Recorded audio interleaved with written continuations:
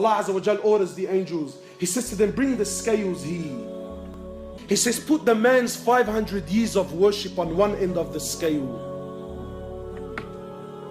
And just put the blessing that I gave him, the ni'mah that I gave him, to be able to see with his eyes, just that, nothing more, nothing more. Just put the blessing that I gave him to be able to see with his eyes, put that on the other end of the scale.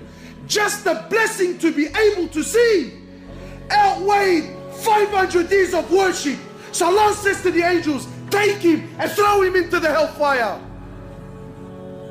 Then and only then, he says, oh Allah, please, oh Allah, please, I am content with your mercy. I'm content with your mercy, Ya Allah.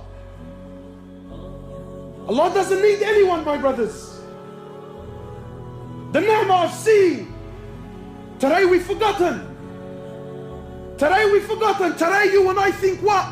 That to see I need a pair of eyes. You're wrong. Because there are millions around the world that have eyes, but they can't see. It is Allah that allows you to see.